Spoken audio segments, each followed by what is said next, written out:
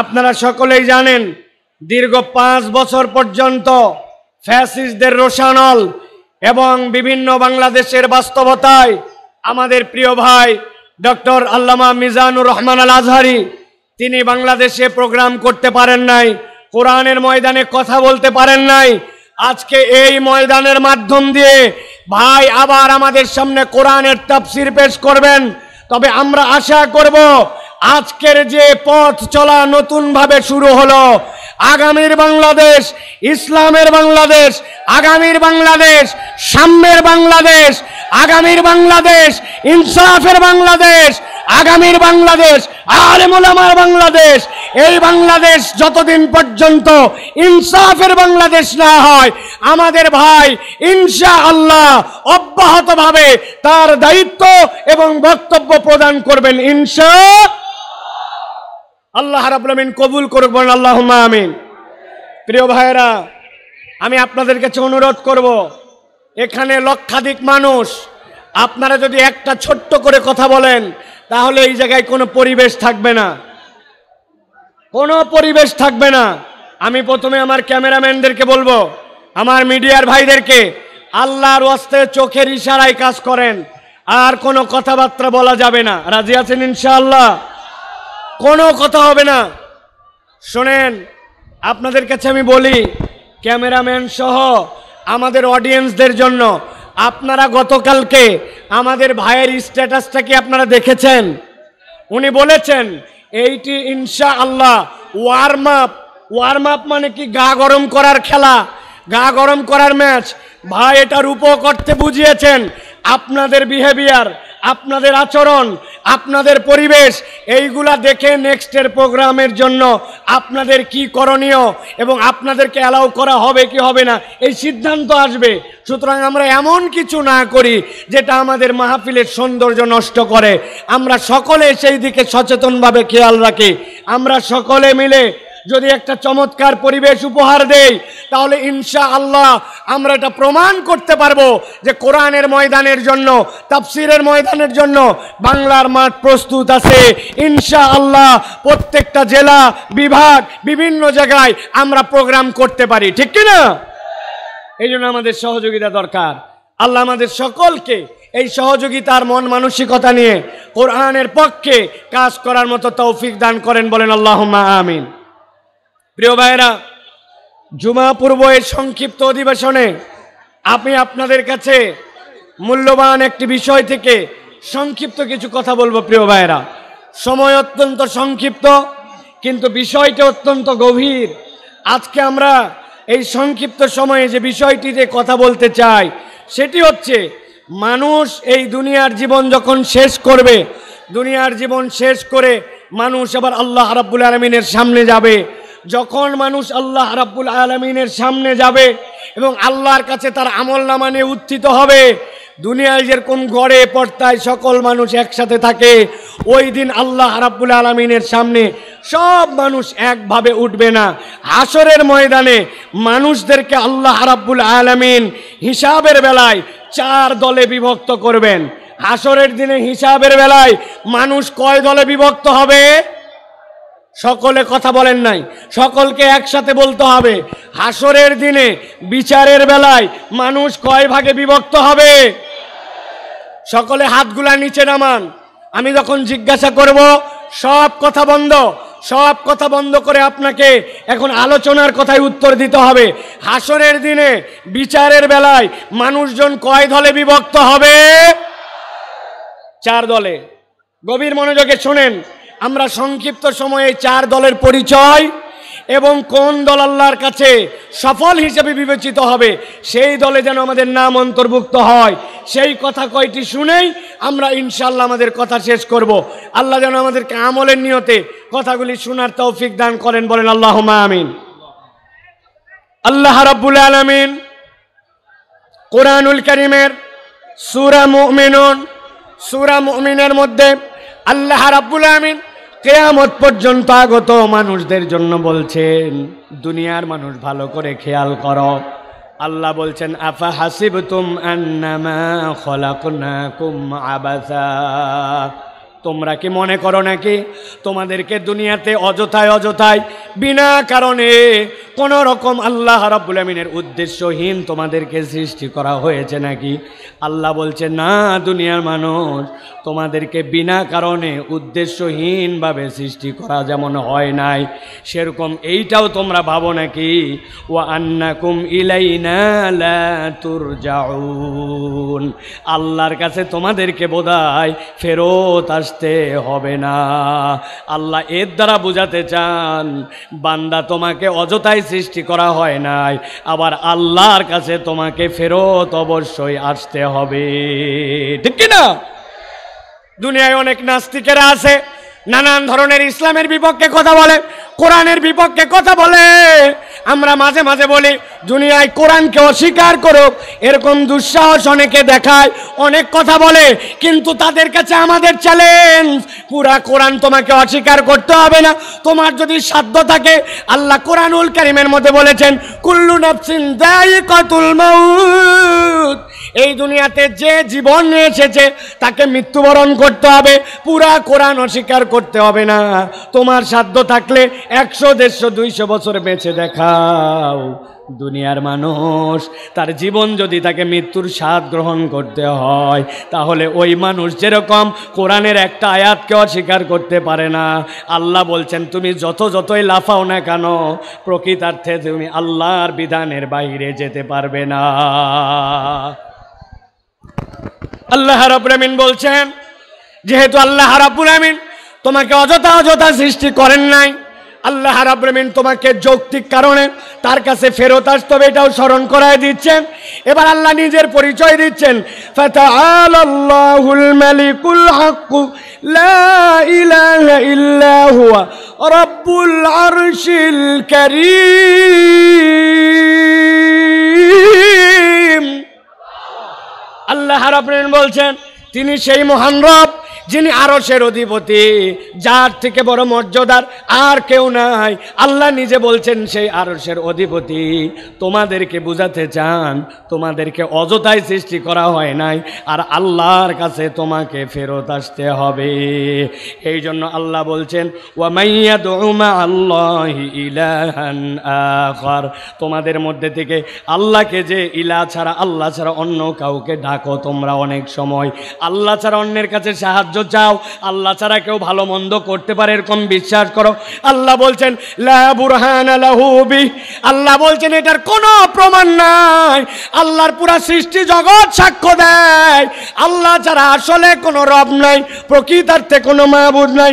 আল্লাহ বলছেন ফা ইন্নামা হিসাবুহু ইনদা রাব্বিহি, জেনে রাখো আল্লাহর কাছে তোমাকে হিসাব দিতে হবে। ইন্নাহু লা ইউফলিহুল কাফিরুন, আল্লাহ বলছেন রব্বুল আমিন তোমাদেরকে বলছেন আল্লাহকে যে অস্বীকার করে, আল্লাহকে যে মানে না, আল্লাহ গ্যারেন্টার হচ্ছেন সে কখনো সফল হতে পারবে না। তাহলে আল্লাহ রাব্বুল আলামিন বলছেন কাফের মুশরিকরা কখনো সফল হতে পারবে না। আর আল্লাহ বলছেন আল্লাহ তোমাকে অযথায় সৃষ্টি করেন নাই, আল্লাহর কাছে তোমাকে ফেরত যেতে হবে।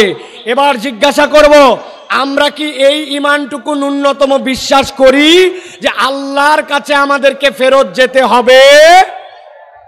হাত তুলে আল্লাহকে দেখান, আল্লাহর কাছে আমাদেরকে ফেরত যেতে হবে।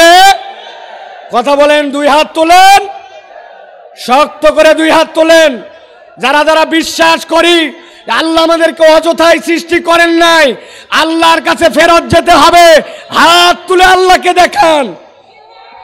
থামেন, এই বসো, হাত সোজা করেন, হাত নামাবেন না, কোনো কথা বলবেন না, একটা কথা হবে না। আপনারা বসেন, কেউ দাঁড়াই থাকবেন না, হাত সোজা করেন। হাত নামাতে বলি নাই, বসতে বলছি। সকলকে আমি 10 সেকেন্ড সময় দিলাম, আপনাদের যত কথা আছে 10 সেকেন্ড বলেন, কথা বলেন। এই ডানে মামে কথা বলেন, এই সামনে কথা বলেন, 10 সেকেন্ড। কথা শেষ, আপনাদের কথা শেষ। হাত সোজা করেন, শক্ত করে হাত সোজা করেন। এবার আল্লাহর নামে একটা রণহুঙ্কারের তাকবীর দিব। এই তাকবীরের পর আর একটা শব্দ হবে না। রাজি আছেন আপনারা? পেকুয়ার ময়দানে আজকে যত তাকবীর দিয়েছেন এই তাকবীরটা সবচেয়ে বলিষ্ঠ কণ্ঠে আল্লাহর জন্য দিতে হবে। রাজি আছেন? যারা আছেন তারা হাত শক্ত করে তোলেন, শক্ত করে তোলেন। সোজা হয়েছে? এবার হাতটা বুক বরাবর নেন, এই বরাবর, বুক বরাবর নিছেন সবাই। এবার আমি লিল্লাহে তাকবীর বলি। সবাই পারবেন? সবাই রেডি? সবাই? এরপরে আর কোনো কথা হবে? হবে? কাতার নিয়ে বসেন, ডানে যারা আছেন বসেন, জুমার নামাজ হবে এক্ষণে। কাতার নিয়ে বসেন সকলে। সকলে রেডি আছেন? আর কোনো কথা হবে? রেডি? তাহলে সকলে এটা প্রমাণ দিতে হবে। আমি লিল্লাহে তাকবীর বললে আকাশের দিকে হাত ছুঁড়ে দিয়ে আল্লাহু আকবার বলবেন। পারবেন ইনশাআল্লাহ? দেখে একটা তাকবীর দেন। লিল্লাহে তাকবীর, লিল্লাহে তাকবীর। আল কোরআনের আলো, আল হাদিসের আলো, তোমার নেতা আমার নেতা, তোমার নেতা আমার নেতা। আলেম ওলামা যেখানে, আলেম ওলামা যেখানে, আল্লাহর আইন যেখানে, লিল্লাহে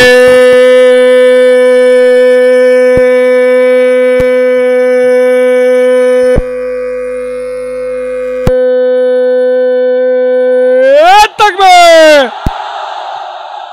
আলহামদুলিল্লাহ। চুপ করে সবাই বসে পড়েন, আর কোনো কথা বলবেন না। এই মাইক কই?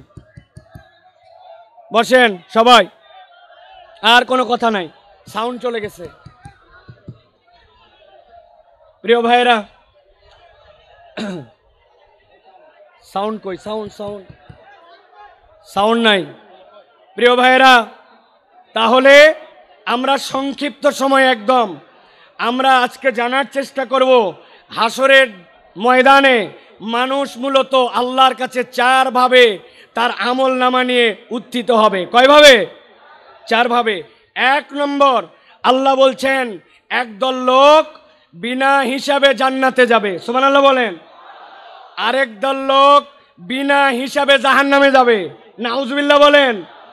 আরেক দল লোক হিসাব হবে, কিন্তু হিসাবটা আল্লাহ সহজ করে দিবেন, জান্নাতে যাবে। আরেক দল লোক হিসাব হবে, কিন্তু হিসাবটা এমন কঠিন হবে ওই ব্যক্তিরা আল্লাহ রাব্বুল আলামিনের কাছ থেকে নিষ্কৃতি পাবে না। এই চার দলের মধ্যে সবচেয়ে সহজ দল হবে তারা, যেই মানুষগুলা আল্লাহ রাব্বুল আলামিনের কাছে গুনাহ থাকবে, অপরাধ থাকবে, কিন্তু আল্লাহ রাব্বুল আলামিন তাদেরকে ক্ষমা করে দিয়া বিনা হিসাবে জান্নাতে পাঠাবেন। আমরা বিনা হিসাবে জান্নাতে হতে চাই কিনা? চাই কিনা? ভালো করে খেয়াল করেন। আল্লাহ রাব্বুল আলামিন বলছেন একদল লোক আল্লাহ রাব্বুল আলামিনের সামনে গুনাহ খাতা থাকবে, কিন্তু আল্লাহর কাছে আসার আগে ওই মানুষগুলো আল্লাহর কাছে তওবা করেছে। আমার নবী বলছেন কেমন তওবা করছে জানো নাকি? আল্লাহ নবী বলছেন আত-তাইয়িবু মিনাজ-যামবি কামান লা যামবা লা, এমন ভাবে তওবা করছে ওই বান্দাটার যেন গুনাহই ছিল না। আল্লাহ রাব্বুল আমিন বলছেন সূরা ফুরকানের মধ্যে, আল্লাহ বলছেন যেই বান্দাটা তওবা করবে, তওবা করার পরে ওই বান্দাটা আল্লাহ রাব্বুল আমিনের কাছে ক্ষমা চাবে, আল্লাহ রাব্বুল আমিনের কাছে যে ক্ষমা চাইবে সেইটা শর্ত মতো তার জন্য হওয়া লাগবে। আল্লাহ কোরআনে বলছেন ইল্লা মান তাবা ওয়া আমানা ওয়া আমিলা আমালান সালিহা ফাউলাইকা ইউবাদদিলুল্লাহু সাইয়্যাতিহিম হাসানাত। আমার আল্লাহ রাব্বুল আমিন বলছেন তাদের মধ্যে থেকে যারা তওবা করে, আর তওবা করার পরে ঈমানের সাথে তওবা করেছে, তওবা করে বসে থাকে নাই, ওয়া আমিলা আমালান সালিহা, এরপরে বান্দা নেক কাজ করেছে, আর বান্দা ঈমানের সাথে যখন নেক কাজ করে আল্লাহ বলছেন রব তার তওবাকে এমন পছন্দ করেন। আল্লাহ বলছেন ফাউলাইকা ইউবাদদিলুল্লাহু সাইয়্যাতিহিম হাসানাত, আল্লাহ তাদের যাবতীয় গুনাহ খাতা যা ছিল সবগুলাকে নেক দিয়ে পরিবর্তন করায় দিবেন। ওয়া কানাল্লাহু গফুরুর রহিমা। আল্লাহ বলছেন নিশ্চয় আল্লাহ রাব্বুল আমিন বান্দাদের জন্য গফুর, ক্ষমাশীল, বান্দাদের জন্য দয়াদ্র।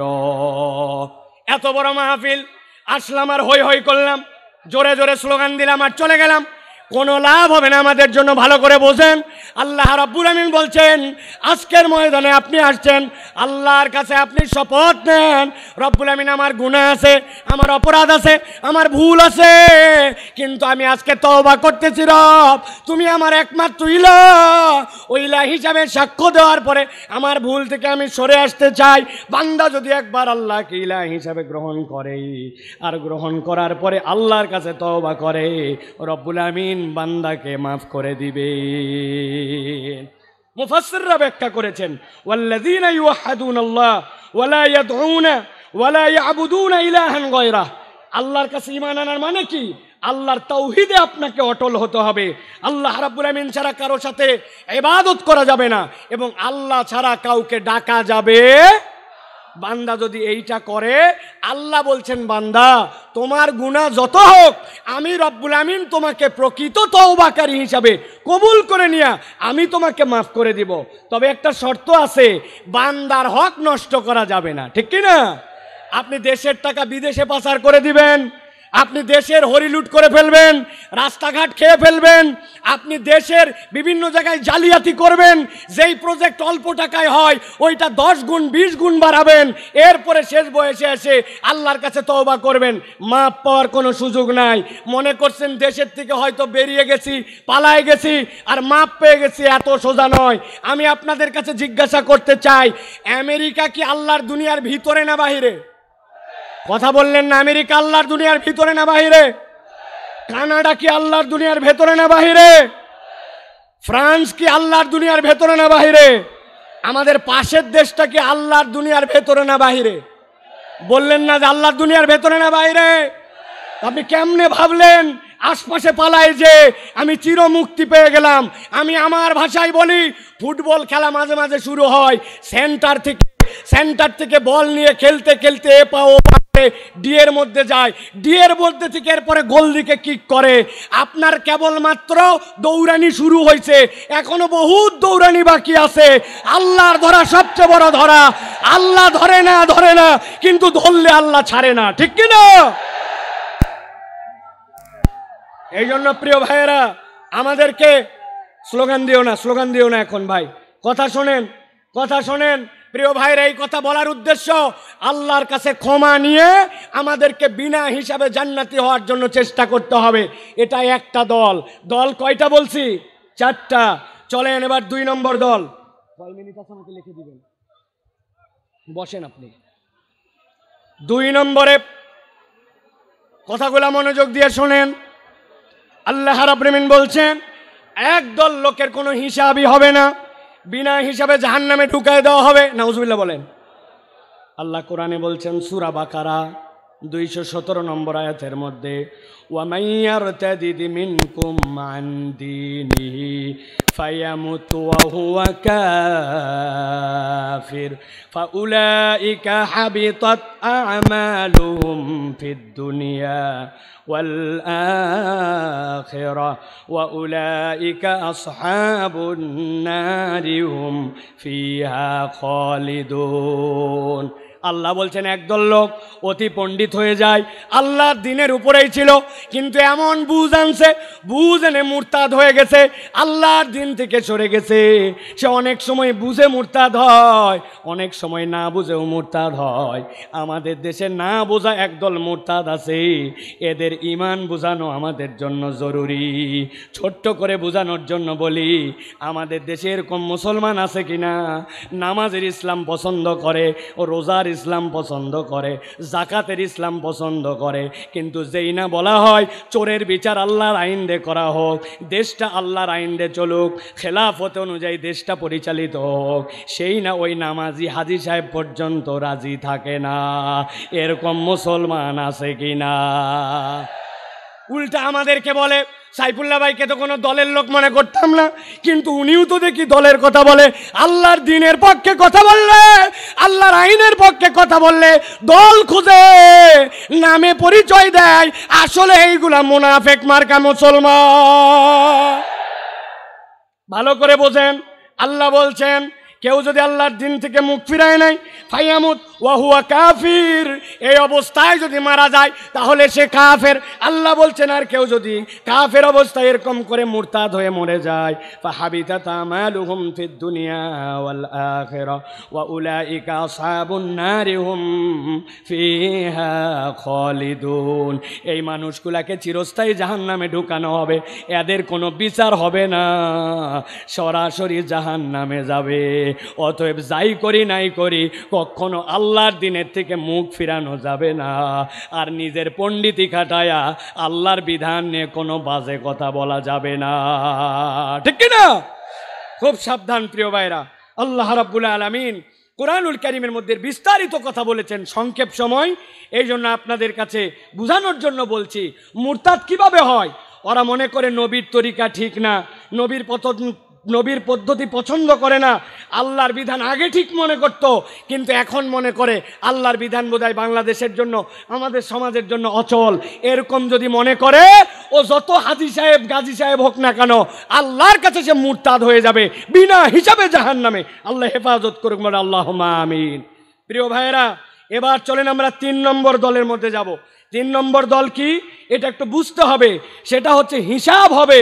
কিন্তু আল্লাহ বলছেন ওই হিসাবের পরে তাকে জান্নাত দেওয়া হবে, তবে হিসাবটা তার জন্য যে হবে, ওই হিসাবটাতে তার আমল নামায়, আমলটা পরিমাপে দেখা হবে না, আমলটা ওজনে দেখা হবে। কিসে দেখা হবে? কথা বলেন, আমল কি আমাদের পরিমাপ হবে না ওজন হবে? আমার দিকে তাকান, কি হবে? ওজন হবে। এখন কথা হচ্ছে যে আপনার আমল নামায় সোয়াবও আছে, গুনাহও আছে, কিন্তু আমল নামাতে আমার ওজনটা কেমনে ভারী হবে? আমি আপনাদের কাছে বলতে চাই, একটা মানুষের জীবনে যদি তার আমল নামায় 3টা জিনিস যুক্ত থাকে, তাহলে তার আমল নামা ওজনে ভারী হয়। সুবহানাল্লাহ বলেন। 1 নম্বরে আপনার আমল নামার মধ্যে ঈমান লাগবে। কি লাগবে? একটা মুখ বন্ধ থাকবে না। আমল নামাতে ওজনে ভারী করতে হলে প্রথমে বলতে হবে কি লাগবে? জোরে বলেন, ঈমান। ওই যে দাঁড়ায় আছেন যারা, কি লাগবে? ঈমান। ঈমান নাই আপনার কিচ্ছু নাই, ঈমান আছে আপনার কিছু আছে। সুবহানাল্লাহ বিহামদি।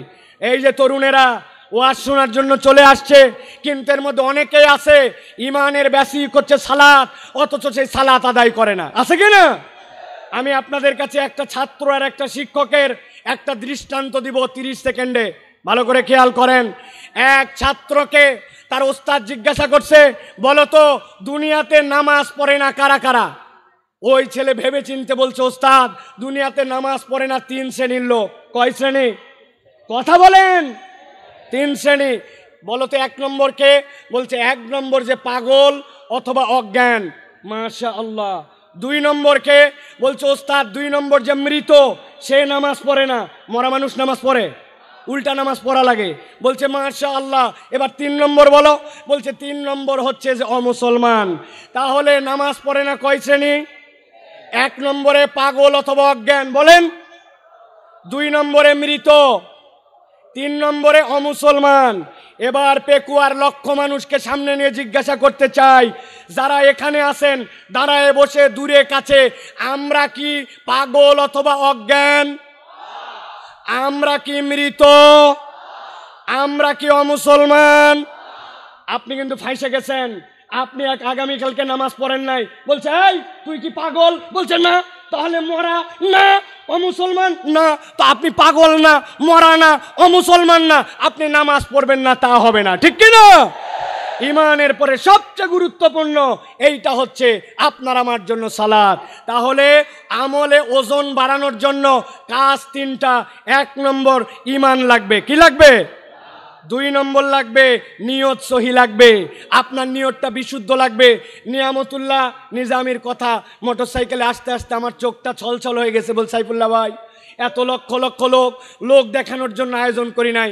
আমার আব্বা ইন্তেকাল করে গেছেন, এলাকাবাসী অনেক মানুষ মারা গেছে, একটা লোক যদি দোয়া করে, আমার বাপ যদি সেখান থেকে নিষ্কৃতি পায়, আর মানুষ যদি কোরআনের বার্তা নিয়ে কোরআনের পক্ষে বাড়িতে যায়, আমার আয়োজন সফল ভাই, একটু দোয়া করবেন। নিয়ামতুল্লাহ যদি মনে করতো অনেক টাকা দিছে, দেখ কত বড় আয়োজন করি, আয়োজনের এক পয়সাও দাম নাই।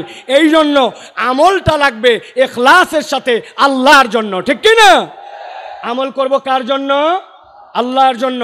আর আমল নামায় যদি ওজন বাড়াতে চান, 3 নম্বর পয়েন্ট হচ্ছে নবীর তরিকায় করা লাগবে। কার তরিকায়? নবীর তরিকায়। এইটার মধ্যে কথা আছে প্রিয় ভাইয়েরা, আমরা নবী সাল্লাল্লাহু আলাইহি সাল্লামের তরিকা মানতে চাই, ঠিক কি না? কথা বলেন। কিন্তু আমরা যুক্তি তর্কে গেলে অনেক সময় নবীর বিপক্ষে আমরা কথা মানবো না বলি, কিন্তু আবার ওই মানুষটাই যুক্তি তর্কে উল্টায় ফেলি। আমি আপনাদের কাছে জিজ্ঞাসা করতে চাই, আপনার এলাকায় জুম্মার নামাজের মুসল্লি বেশি হয় না ঈদের? কথা মনে হয় বুঝেন নাই। জুম্মা না ঈদের? এবার বলেন তো ভাই, ঈদের দিন আপনার এলাকায় ঈদের জন্য আজান দেওয়া হয়, একামত হয়। নবীজির সময় লোকজন কম ছিল, এই জন্য আজান একামত হতো না। আজকের পেকুয়ার মাহফিল থেকে সিদ্ধান্ত নিব, এবার রোজার ঈদ থেকে আমরা আজান দিব, একামত দিব, দিয়ে ঈদের নামাজ আদায় করব। কেন রাজি নাই?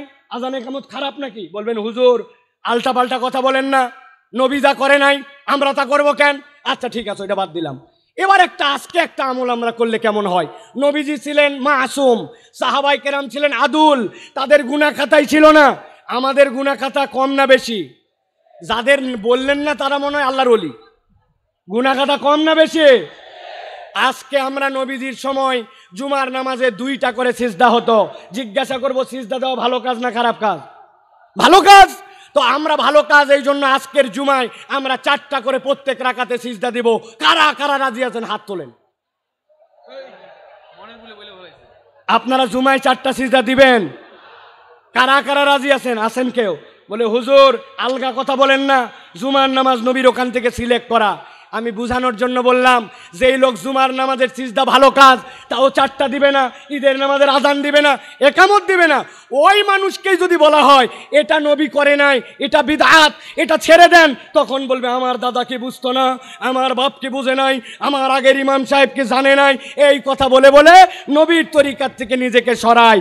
আপনি আপনার আমল নামায় যদি ওজনে বাড়াতে চান, গুনাহ আছে কিন্তু ওজনে বাড়াতে চান, ঈমান লাগবে, ইখলাস লাগবে, নবীর তরিকায় আমল হওয়া লাগবে। নবীর তরিকায় আমল নাই, আল্লাহর কাছে তার 1 পয়সাও দাম নাই। কথা পরিষ্কার? আল্লাহ রাব্বুল আমিন আমাদেরকে বোঝার তৌফিক দান করেন। আল্লাহ রাব্বুল আমিন আমাদেরকে রাসূলুল্লাহ সাল্লাল্লাহু আলাইহি ওয়াসাল্লামের পথ পদ্ধতি মেনে নিয়ে চলার তৌফিক দান করেন। 30 সেকেন্ড একটা উদাহরণ দিয়ে রাখি। মাছ কিনতে যান বাজারে, 1000 টাকা কেজি ইলিশ মাছ, গাগর মাছ ভিজায় রাখছে পানির মধ্যে। আপনি বলছেন পানি ফেলায় দিবি, পানি অনেক ফেলায়, কিন্তু ফেলানোর পরেও 1 কেজি মাছের মধ্যে 20 গ্রাম পানি থেকে যায়। 1000 টাকা কেজিতে 20 গ্রাম পানিও বিক্রি হয়ে যায়, ঠিক কি না? আমাদের গুনাহ থাকবে, অপরাধ থাকবে, কিন্তু ঈমান যদি থাকে আর ইখলাস যদি থাকে, নবীর তরিকায় ইবাদত থাকে, তাহলে ওই পানি যেরকম বিক্রি হয়ে যায়, আমাদের গুনাহগুলো আল্লাহ রাব্বুল আলামিন মিটায় দিবেন, দিয়ে হিসাব হয়তো হবে, কিন্তু আল্লাহ আমাদেরকে জান্নাতের ফয়সালা করে দিবেন। অতএব আমাদেরকে সব সময় বিনা হিসাবে অথবা হিসাব হলেও বুঝে সুঝে আল্লাহর কাছে যাওয়ার জন্য চেষ্টা করতে হবে। আল্লাহ যেন আমাদেরকে আল্লাহর কাছে তার প্রিয় পাত্র হিসাবে ওঠার তৌফিক দান করেন। বলেন আল্লাহুম্মা আমিন। হাযা মা ইনদি ওয়াল ইলমু ইনদাল্লাহ। সুবহানাকাল্লাহুম্মা ওয়া বিহামদিকা আশহাদু আল্লা ইলাহা ইল্লা আনতা আস্তাগফিরুকা ওয়া আতুবু ইলাইক। ওয়াসসালামু আলাইকুম ওয়া রাহমাতুল্লাহি ওয়া বারাকাতুহু।